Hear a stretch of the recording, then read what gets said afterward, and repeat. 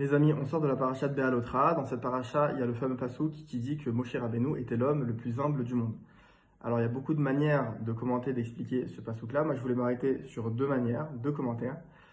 Le premier qui dit que au moment où Moshe Rabbeinu est monté au mont Sinaï, donc pendant 40 jours et 40 nuits, pour recevoir la Torah, Dieu lui a fait faire un bond en avant et il a vu toutes les générations à venir jusqu'à la génération du Mashiach, donc notre génération. Et comme Moshe Rabbeinu, il a vu l'état de notre génération, il a vu notre niveau qui était relativement bas, et il a vu le Yetzer Hara qui était très développé dans toutes ses formes et dans toute sa puissance. Il a dit, cette génération-là, moi, j'aurais pas pu tenir. Parce que quand bien même, il y a des juifs qui pratiquent la Torah et les mitzvot. Moi, je sais pas comment j'aurais pu tenir dans cette génération-là.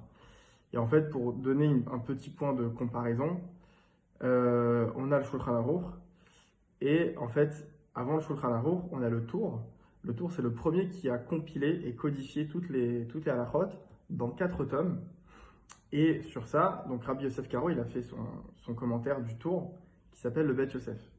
Et le Bet Yosef, il est très, très large.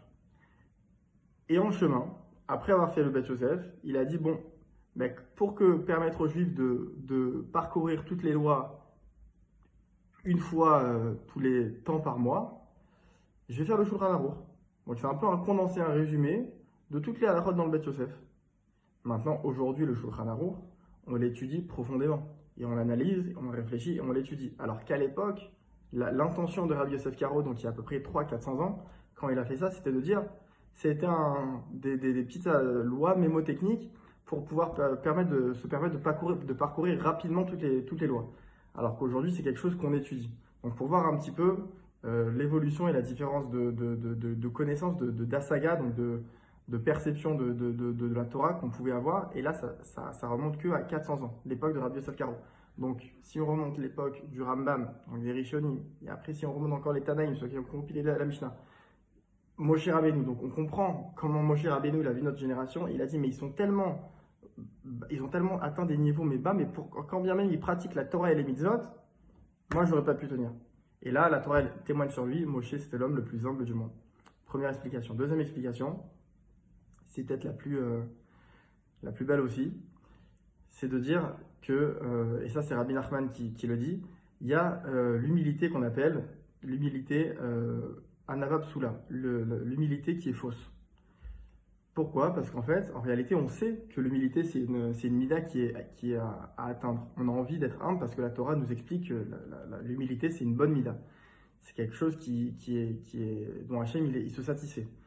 Donc, il y a des gens qui jouent un jeu. Ils jouent un jeu d'humilité. Non, moi, je suis rien. Moi, je vaux rien. Moi. On rentre dans ce personnage-là où on dit non, moi, on veut s'annuler. Alors qu'en réalité, intérieurement, c'est pas vrai. On n'a pas encore accès à ça, c'est que de l'extérieur. Mais comme on sait que la Torah, elle témoigne de cette valeur, elle valorise ce trait de caractère, alors on se pousse à le faire. Et Rabbi Nachman, il dit ça, c'est la anava psula, l'humilité qui est fausse. Parce qu'en réalité, Moshe Rabbeinu savait très bien que c'était le prophète, le plus grand des prophètes. Il savait très bien qu'il est monté au pied du mont Sinaï, que c'était le seul être vivant sur terre à pouvoir discuter avec Hachem de bouche à bouche, de PLP. Donc il ne se diminuait pas ses forces. Il connaissait sa chorma, il connaissait sa grandeur. Il savait que c'était qu'il avait un niveau bien plus grand que tous les juifs qui existaient. Donc présent et aussi dans les générations futures. Et pourtant, c'était l'homme le plus humble. Alors comment il a atteint ce niveau-là? C'est que Moshe, il a compris quelque chose d'énorme. Il a compris que bien qu'il ait un niveau exceptionnel, il y a en chaque juif une part que Moshe ne pourra jamais atteindre. Il y a quelque chose en chaque juif qui est propre à lui, parce qu'il a son chélek dans la Torah, il a sa part dans sa Torah, il a sa mission sur terre, que bien que Moshe, peu importe sur le niveau qu'il a pu obtenir, et ben en fait, il a besoin de l'autre pour réaliser toute la avoda d'Hachem, toute la avoda, toute la Torah. Et en fait, quand on comprend ça, on comprend l'importance et la valeur de chaque juif. Parce que on n'est plus dans une optique et dans une attitude de dire « moi je suis un grand rabbin, moi je suis quelqu'un de très chacham ».